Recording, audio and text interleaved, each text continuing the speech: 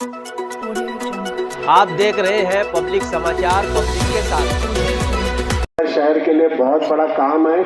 हमारे शहर की पहचान देने वाले हजरत मौलाना अब्दुल हमीद नोमानी साहब है। महज मिल्लत के जो फाउंडर भी थे, मदरसे में जो उन्होंने बना के लिए, और हर शहर के सियासी समाजी हर चीज़ पे उनकी नज़र रहती थी। उनके नाम के साथ में सिर्फ करप्शन होता है आज तक हमने जो ब्रिज के ताल्लुक से देखा।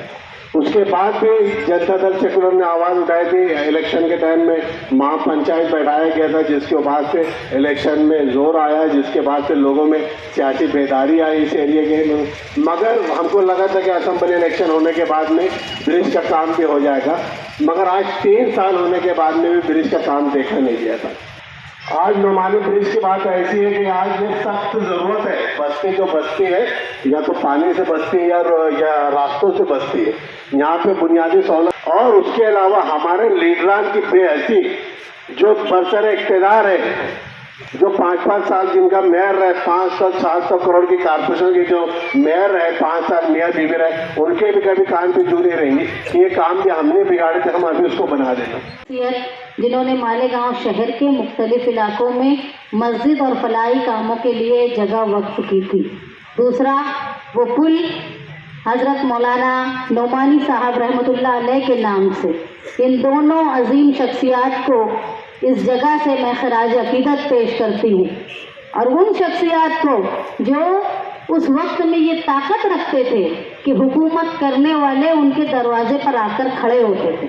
जैसा मुस्तकीम ने बताया कि उस वक्त शंकर राव चौहान, जिनका महाराष्ट्र में तूती बोलता था, जो वजीर आला थे, वो मौलाना नोमानी के दरवाजे पे आकर उनकी चौखट पर आए। ये दबदबा था उलमाए इकराम का, जो बिना इलेक्शन लड़े अपनी एक ताकत बनाते थे आवाम के हौसले से। अब वक्त ये आ गया है, आज ही तो जाने दो, कोई माजी मंत्री भी आता है तो लोग उनके पीछे पीछे घूमते। ये हमारा दबदबा ख़त्म हुआ है मालेगांव शहर का, ये इसकी मिसाल है।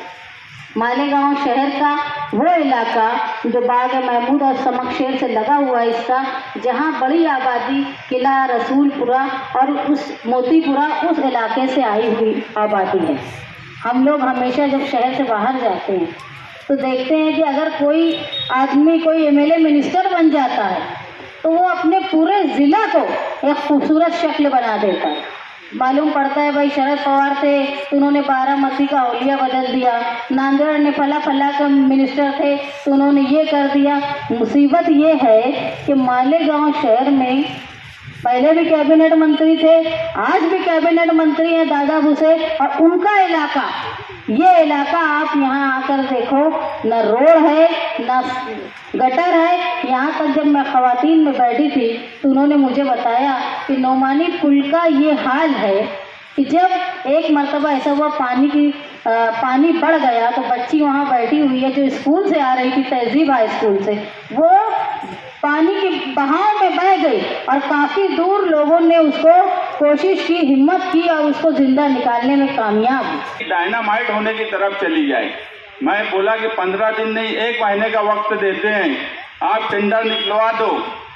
कारपोरेशन से लग के लड़ाई कारपोरेशन की थी, लड़ाई चैंपियन चोरों की थी, मगर हम क्या करें जब आप खुद ओढ़ ले रहे हो?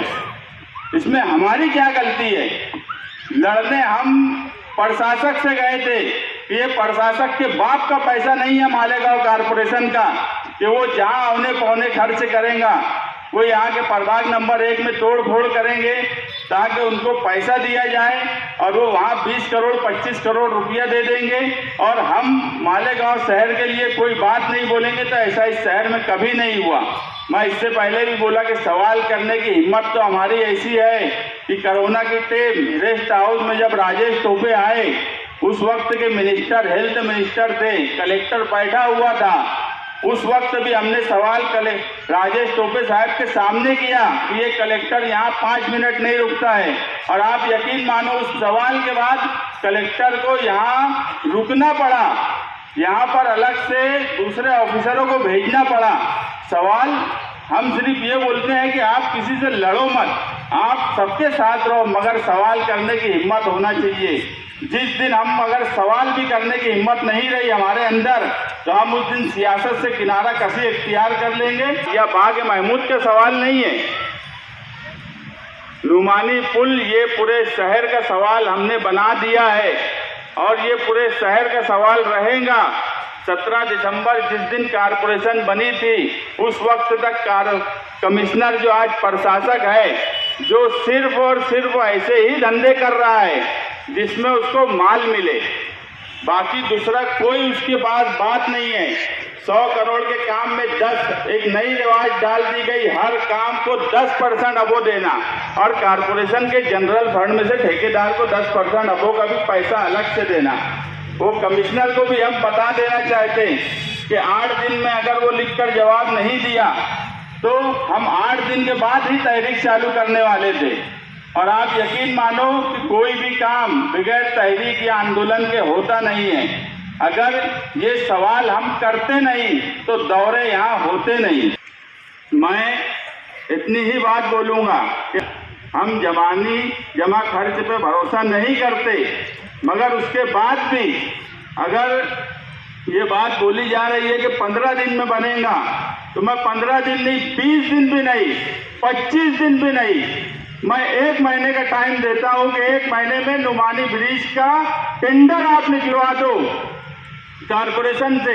अगर 1 महीने में टेंडर निकल गया तो हम हमारी तहरीक नहीं चलाएंगे, मगर 1 महीने में टेंडर नहीं निकला।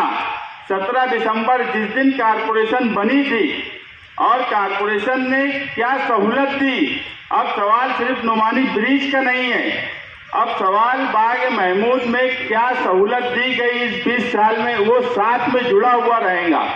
और 17 दिसंबर को नुमानी पुल के पास जल समाधि होंगी।